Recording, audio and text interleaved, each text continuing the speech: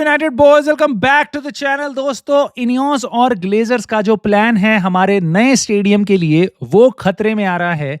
क्या है यहाँ पे एक पॉलिटिकल एंगल आ रहा है। क्रिस व्हीलर की रिपोर्ट में से कुछ चीजें सामने आई हैं जो सुन के आपको रियली कंसर्निंग लगेंगी। आपके क्लब से रिलेटेड है तो इसको डिस्कस करना बहुत जरूरी है। यूनाइटेड का फ्यूचर डिफाइन होता है इन चीजों से। ओनाना के बारे में लॉरी विटवेल ने काफी कुछ बताया है कि वो रुक सकता था, वो क्यों नहीं रुका, क्यों गया है, क्यों पैसे का रेज मांग रहा था। साथ ही साथ उसका बवाल हुआ है भाई, इंटरनेशनल ड्यूटी पे उनकी टीम हारी है ओनाना की वजह से। उसके बाद फैंस के साथ थोड़ा पंगा हुआ है, वो सब डिस्कस करेंगे। यहाँ पे क्या हो सकता है हमारे मैनचेस्टर डार्बी में, क्योंकि मैनचेस्टर सिटी को तो एक ब्लो आया है। इंजरी अपडेट लेके आ रहा हूं मैं इस वीडियो में। साथ ही साथ लमांस और अल्टाई बेंडीर में से कौन खेल सकता है, इसके बारे में भी लॉरी विटवेल ने कुछ बताया है।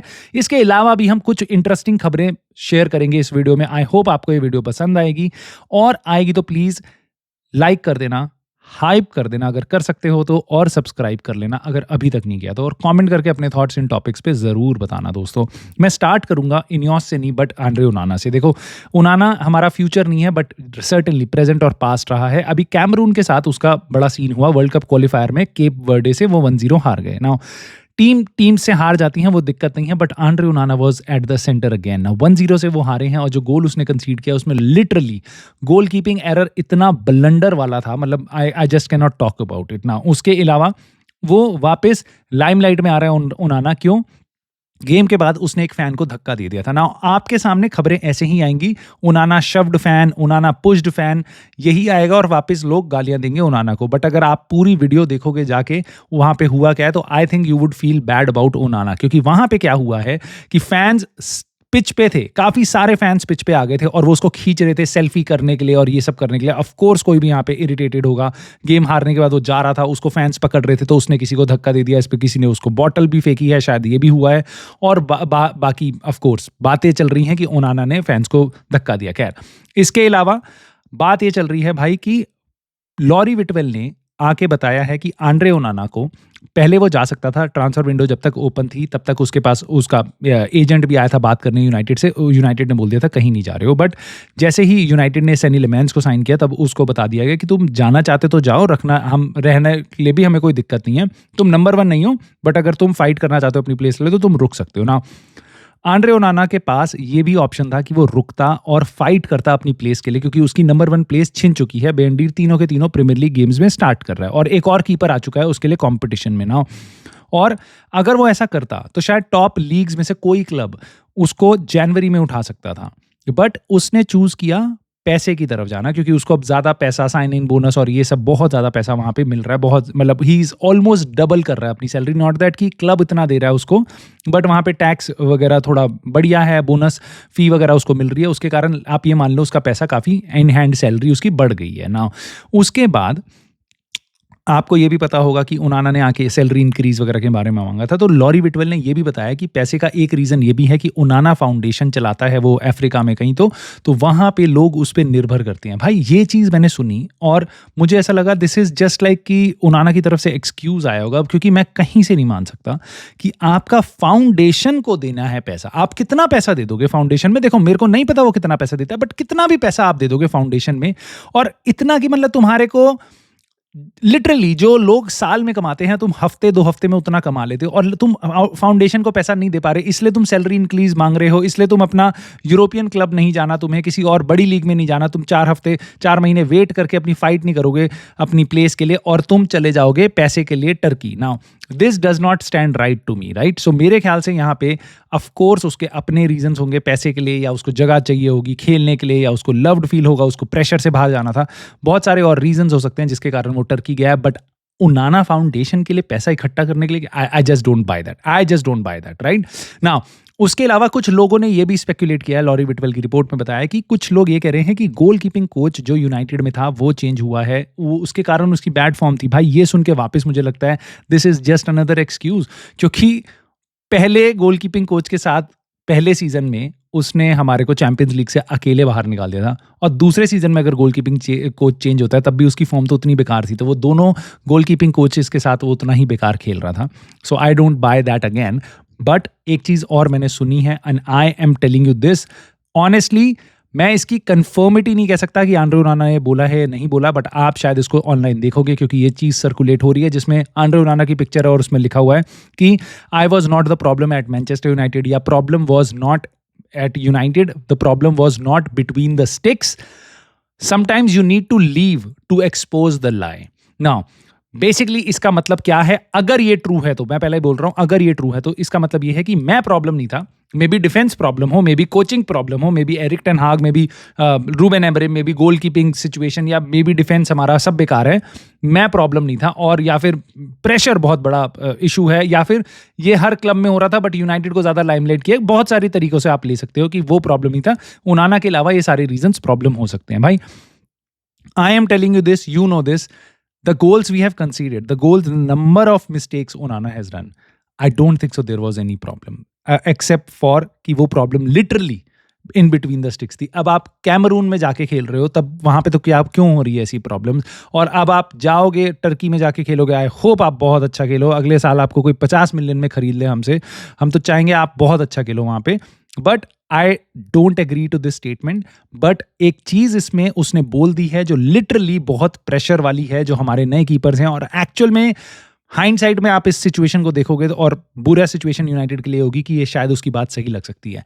व्हाट इफ आपके दोनों कीपर्स इस पूरे साल स्ट्रगल करते हैं, बिकॉज दिस इज नॉट अब अनइमेजिनेबल सिनेरियो, दोनों यंग कीपर्स हैं और हम बुरी तरीके से गोल कीपिंग सिचुएशन में बहुत ज़्यादा स्ट्रगल कर सकते हैं पूरे सीजन में। और अगर वो सही होता है, अगर ये बात सही होती है, तो आंड्रे ओनाना की ये लाइन कि sometimes you need to leave to expose the lies could very well be true, although I don't feel that, but ये सही में सच हो सकती है। सो इसका मुझे डर है। आई जस्ट होप हमारे कीपर्स काफ़ी हमारे को संभाल लें इस सीजन में। बट एक चीज़ ज़रूर है भाई, आंड्रे ओनाना अगर आज होता तो शायद वो मैनचेस्टर सिटी के अगेंस्ट स्टार्ट करने के लिए फाइट कर रहा होता, बट अब वो मैनचेस्टर सिटी के लिए इस वीकेंड पे तो नहीं खेलेगा। बट इंटरेस्टिंगली मैनचेस्टर सिटी से जो कीपर निकल के गया था एडरसन, उसके अगेंस्ट खेलेगा टर्किश लीग में इस ही संडे को। So all the best to Onana, I hope he does well, but we are more concerned about United. So let me bring you back to United के जो current keeping options है, Sunny layman's और अल्टाय बेंडीर। Lorry विटवेल ने ये बोला है कि भाई देखो, सनी लेमेंस है और उसको शायद ना रखा जाए स्टार्टिंग लाइनअप में मैनचेस्टर सिटी के अगेंस्ट, और बेंडीर को फेवर किया जाएगा। सो ये इंटरेस्टिंग है, ऐसा लॉरी विटवेल ने बोला है, उसकी रिपोर्ट में मैंने पढ़ा है। सो लेट्स सी क्या होता है। बट एक चीज़ और है, सनी लेमेंस को लेके हम ज़्यादा बहुत हमने देखे हैं, स्टैट्स बहुत अच्छे हैं, बहुत से लोग बता रहे हैं बहुत अच्छा कीपर है ना, आई होप वो बहुत अच्छा कीपर हो। बट मैंने आपको पहले भी बोला है कि मैं अपनी एक्सपेक्टेशन उसको जब यूनाइटेड में खेलते हुए देखूंगा तब सेट करूंगा, क्योंकि यूनाइटेड से पहले आप कैसे भी प्लेयर हो, डज नॉट मैटर, यूनाइटेड में आने के बाद आप अलग ही प्लेयर बन सकते हो। आई जस्ट होप वो डेविड डिगिया पार्ट 2 निकले, टीबो कोर्टवा पार्ट 2 निकले, जैसा उसको बताया जाता है। बट कुछ चीज़ें हैं जो आपको भी अपने दिमाग में रखनी चाहिए भाई। बेल्जियम ने अभी उनका ब्रेक था इंटरनेशनल ब्रेक में, सनी लेमेंस को उनके कोच ने नहीं बुलाया। It could be a reason कि उसका अभी ट्रांसफर हुआ है, it is a big move, और इसके कारण उसको नहीं बुलाया गया। बट 4 गोलकीपर्स गए हैं वहां पे, टीबो कोर्टवा गया है, बाकी और कीपर्स गए हैं, इंक्लूडिंग चेल्सी का एक लोन पे गया हुआ प्लेयर, जो चेल्सी का ही दूसरा क्लब है स्ट्रासबर्ग, वहां पे एक गोलकीपर गया है माइक पेंडर, जो बहुत हाईली रेटेड है। सो वो भी वहां गया है। सो क्या वो हमारे जिससे हम होप कर रहे हैं सनी लामंस, उससे भी बढ़िया कीपर है? आई डोंट नो। बट बेल्जियम की नेशनल टीम में वो कीपर जा रहा है जो चेल्सी का लोन पे गया हुआ है बाहर, बट हमारा मेन कीपर नहीं जा रहा, जिसको हम अपना नंबर 1 कीपर बना रहे हैं। ये सुन के मेरे को थोड़ा सा अनकंफर्टेबल लगता है और मेरे मन में डाउट्स आते हैं। बट ऑफ कोर्स ये सारे डाउट्स क्लियर हो सकते हैं जब मैं सनी लेमेंस को यूनाइटेड में खेलते हुए देखूंगा। और मैं आप सबसे अपील करूंगा कि भाई जैसा भी खेले, कुछ गलतियां भी करे, we have to be patient, show patience with our new signing. And उसके अलावा भाई मैनचेस्टर सिटी के बारे में बात हो रही है, वहाँ पे कौन खेलेगा कीपर, मुझे अपनी राय ज़रूर बताना। बट एक चीज़ और है, एक नया ट्विस्ट आया वहाँ पे। मुर्मुश, उसको इजिप्ट के साथ खेलते हुए नी इंजरी हो गई है इंटरनेशनल ड्यूटी में। आई डोंट नो कितने लंबे टाइम के लिए गया, बट मोर इंपॉर्टेंटली वो मैनचेस्टर डार्बी नहीं खेलेगा, ये काफ़ी क्लियर है। तो एक ट्विस्ट है वहाँ पे, Pep Guardiola has to scratch his head again. But of course हमारे पास भी अपने इंजरी क्राइसिस के बहुत ज़्यादा सीजन्स निकाले हमने पूरे। So I am not feeling pity about Pep Guardiola, उसने बहुत पैसा खर्च किया, he can choose other players, but game बहुत इंटरेस्टिंग होगा। उसके अलावा कुछ और खबरें भाई, एलेक्स क्रूग जो बेन जेकब्स के साथ काफ़ी काम करता है और उसने बताया है कि मलासिया वो लोन मूव हो सकता है उसका टर्की साइड, यूप्सपुर करके नाम है उसका, बट टर्की का वो क्लब उसके साथ इंटरेस्टेड है। बहुत से लोगों ने इसके बारे में रिपोर्ट्स निकाली हैं। लेट अस सी क्या होता है। मलासिया का बोला जा रहा है कि वो अभी सोच रहा है इस लोन मूव के बारे में। मैं तो आपको कहता हूँ भाई चला जा, लोन मूव, अपना करियर बिल्ड कर भाई, यहाँ पे यूनाइटेड में तेरे को चांस भी नहीं मिलेगा। मलिक फोफाना, इसको रिपोर्ट्स आ रही हैं, कह रहे हैं कि यूनाइटेड साइन करने वाली थी लास्ट के 24 घंटों में। अब अगर ये रिपोर्ट्स ट्रू हैं तो भाई मैं सच में, मेरे को समझ नहीं आ रहा हम मलिक फोफाना को क्यों ट्राई कर रहे थे। क्या हम उसको विंग बैक खिलाते, क्योंकि भाई वो नंबर 10 पोजीशन में आप कह सकते हो, क्योंकि ही इज अ लियोन का विंगर, राइट। यंग है, टैलेंटेड है, आई टोटली अंडरस्टैंड कि वो he is a future prospect, right. But number 10 role में ऑलरेडी आपने इतना पैसा लगा लिया, ऑलरेडी आपने इतने सारे प्लेयर साइन कर लिए, हम अभी ओवरलोडेड है नंबर 10 पोजीशन। लिटरली अगर किसी पोजीशन में हम ओवरलोडेड हैं, that is the number 10 position. So उस पोजीशन में आप एक और प्लेयर साइन करोगे लास्ट 24 घंटे में, आई रियली डोंट बिलीव कि यूनाइटेड की मैनेजमेंट ये कर रही थी। तो मुझे नहीं लगता ये रिपोर्ट जो आप देखोगे अगर आपके सामने आती हैं तो दे वुड बी ट्रू। एक ही पॉसिबल मेरे को एंगल दिखाई देता है कि मलिक फोफाना को आप लेफ्ट विंग बैक खिला रहे थे, क्योंकि वो लेफ्ट विंग पे खेलता है। But again I don't understand that, क्योंकि एक साइड आपके पास डोरगू है और डिएगो लियोन है, उन दोनों को देख के आपको पता चलता है वो कैसे लेफ्ट विंग बैक एमरिम को मिल रहे हैं, और उसके साथ एकदम फोफाना देखोगे एकदम अलग प्रोफाइल का प्लेयर दिखाई देता है। तो मुझे लगता नहीं है फोफाना के साथ यूनाइटेड के जो रूमर्स आ रहे हैं they were true, but I don't know. Eriksen ने ज्वाइन कर लिया है भाई Wolfsburg, free as a free agent, United को छोड़ के गया था। अगेन एक और फ्री एजेंट हमारे यहाँ से गया है, बट खैर वो वुल्सबर्ग गया है और जर्मनी में खेलेगा। All the best to him. More importantly, now this is the news I was waiting to discuss with you, and this is really, really, really important. ठीक है, so पहले तो अगर आप अभी तक टिके हुए तो प्लीज लाइक कर देना और ध्यान से अब इस बात को सुनना। क्रिस व्हीलर ने रिपोर्ट निकाली है, उसने बोला है कि यूनाइटेड के जो प्लान्स हैं नए स्टेडियम को लेके, they are conceptual, they are conceptual, मतलब आइडिया है, पेपर पे कुछ नहीं है अभी। ठीक है, बहुत से लोग कहेंगे ये तो पता था हमें कि ठीक है, लेकिन अब सुनो आगे इंटरेस्टिंग चीजें।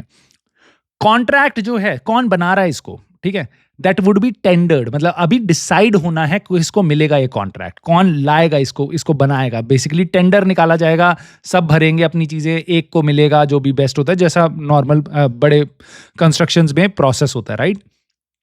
हमारे को बताया गया था सर नॉर्मन फॉस्टर, जिन्होंने बहुत सारे और स्टेडियम वगैरह बनाए हैं, उन्होंने ऑलरेडी आइडिया बना दिया है, रैडक्लिफ को अच्छा लगता है वही बनाएंगे। उन्होंने आके इंटरव्यू भी दे दिया, हम बनाएंगे, 5 साल में बना के खड़ा कर देंगे, हम बेस्ट ऑफ द बेस्ट होगा स्टेडियम, आज इससे बढ़िया स्टेडियम ही नहीं होगा दुनिया में कभी, कुछ ऐसा बहुत सारी बातें बोल दी हैं। 2 बिलियन की प्रोजेक्टेड वैल्यू है इसके स्टेडियम की, इतनी कॉस्ट है, राइट। हाउएवर ये भी सुनने में आया है कि सर जिम रैडक्लिफ इस डिज़ाइन को पसंद करते हैं जो सामने आया, जो आपने देखा होगा, और वो चाहते यही हैं कि उनके फ्रेंड हैं जो सर नॉर्मन फॉस्टर, उन्हीं को मिले ये 2 बिलियन का प्रोजेक्ट। बट अगेन ये अभी तक कंसेप्चुअल आइडिया है, कुछ भी पेपर पे नहीं है। नाउ इसके आगे चीज़ें इंटरेस्टिंग होती हैं, क्योंकि आपसे आज भी से कुछ दिन पहले आपने खबरें सुनी होंगी कि यूनाइटेड यानी कि ग्लेजर्स, मैनचेस्टर यूनाइटेड या इनियोस, इनके पास लैंड नहीं है आसपास की, जो बहुत इंपॉर्टेंट है इस जनरेशन प्रोजेक्ट के लिए, राइट। उसके लिए जिन लोगों से ये बात कर रहे हैं कि भाई आपका जो लैंड का टुकड़ा है वो 30-40 मिलियन में आप ले लो, वो कह रहे हैं हम 400 मिलियन से नीचे बेचेंगे नहीं। उसके कारण वहां गाड़ी अटक गई है। और सबसे बड़ी चीज, यूनाइटेड स्टेडियम बनाने के लिए तैयारी कर रही है, वो कह रही है स्टेडियम हम बनाएंगे, आसपास का एरिया रीजनरेट करेगी गवर्नमेंट ने आके भी कुछ चीजें बोल दी हैं। जो उनका बेसिकली मेयर है डरहम करके, एंडी बर्मन करके जो नाम है उसका, वो कह रहा है कि मैं ये बहुत बड़ा रीजनरेशन प्रोजेक्ट हो सकता है, मैनचेस्टर के लिए बहुत बड़ी चीज होगी, हिस्टोरिक चीज होगी, आज तक ऐसा लंदन ओलंपिक्स के बाद ऐसा कुछ भी नहीं हुआ, ये बहुत बड़ी चीज है। सो मुझे ऐसा लग रहा है वहां पे पॉलिटिकल बाय इन था, बट अब जो चीजें सामने निकल के आ रही हैं, मुझे ऐसा लग रहा है कि यहां पे कुछ फ्रिक्शन हो सकती है। There is not football related news, but this could be football related because this is political. Now we have mixed politics here, क्योंकि अब सिटी का मेयर इन्वॉल्व है इसके अंदर, he wants the project to flow, right? But there are so many other factors, बस एक mayor के चाहने से नहीं होगा, ये बहुत बड़ी इन्वेस्टमेंट है सिटी के लिए और बहुत सारी चीजें, क्वेश्चंस वगैरह सामने आ सकते हैं। इनियोस अपना ऑयल बिजनेस, अपना एनर्जी बिजनेस पूरा ये बोल रही है अब कि हम यूके से निकाल के ले जाएंगे और यूएस में जाके रख देंगे। ग्लेजर्स के पास नहीं, नहीं नहीं नहीं, वो कोई एंगल नहीं है, बट वो कह रहे हैं कि हम टैक्स सिस्टम से यूके के परेशान हैं नाउ, राइट। हाउ कम बहुत से लोग यहाँ पे कहेंगे ओके इससे मतलब नहीं है, मतलब इनियोस अपना स्टेडियम बना रही है वो अलग है और उनका अपना बिजनेस अलग है, बट आई समहाउ थिंक कि क्या ये कनेक्टेड हो सकते हैं, and let me know your thoughts. क्योंकि भाई क्या इनियोस को लग रहा है कि जो गवर्नमेंट है वो बैकआउट कर रही है स्टेडियम से, और उनके लिए आर्म ट्विस्टिंग के लिए वो कह रहे हैं हम अपना बिजनेस जो आपके लिए बिलियंस ऑफ डॉलर्स का हम बिजनेस करते हैं यूके में, ठीक है, उसको उठा के हम यूके से निकाल के यूएस में ले जाएंगे, क्योंकि आपके टैरिफ्स और ये सब एक्सेट्रा कुछ चीजें आपकी मैच नहीं कर रही हैं, हमारे को पसंद नहीं आ रही हैं, ठीक है। मेरे को पता नहीं क्यों ऐसा लगता है this could be tied into this thing कि भाई अगर आप हमारे लिए स्टेडियम बनाओ, सिंपल सी बात है, आप हमारे लिए स्टेडियम बनाओ, वरना हम इतना सारा बिजनेस लेके इतनी सारी जॉब्स लेके यहां से निकल के जा रहे हैं। This could B N arm twisting. इसके दो तरीके हो सकते हैं, मे बी कि आराम से वो लाइन पे आ जाए गवर्नमेंट और कहे कि भाई ठीक है बताते रहो क्या करना है, यूके की गवर्नमेंट आके कहे अच्छा मैनचेस्टर के मेयर बना दे भाई, जो कह रहा है वो कर दे। दूसरी चीज ये भी हो सकती है कि वो बिल्कुल बज ना करें यहाँ से और वो कहें कि भाई तुम्हें जहां जाना है तुम जाओ, और उस केस में गवर्नमेंट भी इसको ऐसे देखेगी कि एक बंदा, ऑफ कोर्स पब्लिक तो इसको ऐसे देखेगी, एक बंदा जो टैक्स ना पे करने के लिए अपनी कंपनी अपने बिलियंस ऑफ डॉलर्स हमारी कंट्री से निकाल के ले गया, उसको क्या हम अपने पैसों से स्टेडियम बनवाने के लिए जो आसपास का एरिया उसको जनरेट करके दें, क्योंकि उसके क्लब का स्टेडियम बन जाए। मे बी अगर पहले भी पास हो रहा होता ये प्लान, तो अब ये पास नहीं होगा इन केस इनियोस यूके से मूव आउट करती है। तो गवर्नमेंट सर्टेनली इस चीज को रोक देगी कि भाई हम तुम्हारे को ये नहीं बना देंगे, हम बेसिकली पैसा ही नहीं दे रहे तुम्हारे को, क्योंकि पॉलिटिक्स यहां पे इन्वॉल्व है। सो वी डोंट नो ये किस तरफ जाएगा, और maybe these are two different separate things, but मुझे नहीं लगता, बट मैं आपकी राय जानना चाहता हूं, क्या आपको लगता है ये दोनों इवेंट्स कनेक्टेड हैं? यूनाइटेड का स्टेडियम में पॉलिटिकल का इन्वॉल्वमेंट कि भाई हमें पैसा चाहिए वहां से, और दूसरी साइड इनियोस अपनी जो फैक्ट्री यहां से अपना जो बिजनेस उठा के यूएस ले के जाना चाह रहा है। क्या आपको लगता है कनेक्टेड है? क्या आपको लगता है इनियोस इसको बनवा सकती है? क्योंकि मुझे यहाँ पे दिखाई दे रहा है कि भाई हमें बोला गया था 2031 में ये स्टेडियम बन जाएगा, हम दूर दूर तक भाई 2035 से भी पहले ये स्टेडियम नहीं बनता, क्योंकि इसमें इतनी सारी अड़चने हैं, इतने सारे प्रॉब्लम्स हैं। हमारे सामने जैसे आइडिया फेंक दिया गया था कि ये बनने वाला है 2031 से, that was just to stop the protest, क्योंकि वो उसके अगले दिन आता है, और वो उन्होंने बहुत ही जल्दीबाजी में भेज दिया था, जो कि मुझे लगता नहीं है उनके प्लान था पहले बताना यूनाइटेड फैंस को ये सब, बट वो जल्दी से प्रोटेस्ट वगैरह को रोकने के लिए था। और अब ये जो चीजें सामने आ रही हैं, मुझे लगता है these are all the problems that the Ineos and Glazers are going to face in building this really humungous project. In any case I am happy, अगर ये पर्सनल ओपिनियन मेरा, आई एम हैप्पी अगर ये स्टेडियम ना बने, that means Glazers, क्योंकि ये stadium का बनना यानी कि ग्लेजर्स का यहाँ पे मेरे जिंदगी के एंड तक या उनकी जिंदगी के एंड तक हमेशा के लिए मैनचेस्टर में स्टे करना, बस इस रीजन से I don't want this stadium to be build, because I want Glazers out now. Let me know your thoughts दोस्तों, प्लीज़ कमेंट करके ज़रूर बताना, लाइक कर देना स्ट्रीम को और वीडियो को हाइप कर देना, और सब्सक्राइब कर लेना अगर नहीं किया तो अभी तक, और I will see you soon in the very next video.